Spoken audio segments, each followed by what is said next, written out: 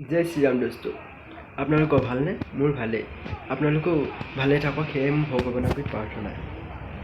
আজি এই ভিডিওটো বনাবলৈ লৈছো ফ্লিপকাৰ্টৰ ওপৰত মই ফ্লিপকাৰ্টত বস্তু এটা অৰ্ডাৰ দিলো মানে মেকআপ এটা ভন্টিলে অৰ্ডাৰ দিছো তাৰ প্ৰথম দাম আছিল 155 টকা অৰ্ডাৰ দি দিয়া মাত্ৰ তাৰ দাম হ'ল 226 টকা কিন্তু ফ্ৰী ডেলিভাৰী বুলি লিখি থৈছিলে ফ্ৰী ডেলিভাৰী বুলি লিখি থোৱাৰ পিছত তাৰ দাম হৈ গৈছে 226 টকা মই গম পাইছো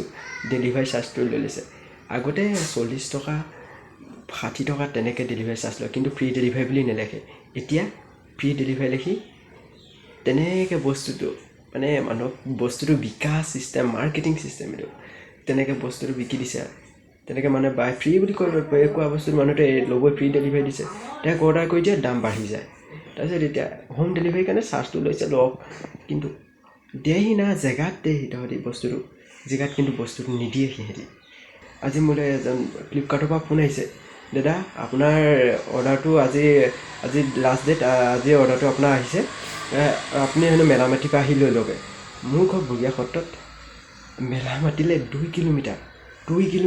দূৰ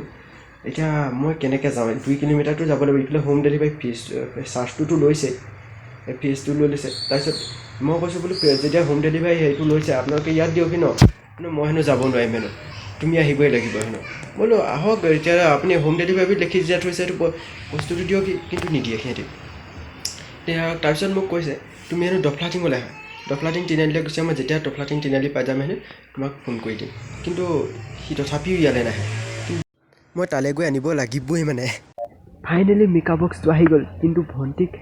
কেঞ্চেল হৈ গ'ল বুলি ক'ম মেকআপ বক্সটো নাই অহা বুলি ক'ম তাই ৰিয়েকশ্যনটো চাম তাই কি ৰিয়েকশ্যন দিয়ে চাম ব্লক এই মেকআপ বক্সটো কেঞ্চেল হৈ গ'ল মেকআপ বক্সটো নাহে আৰু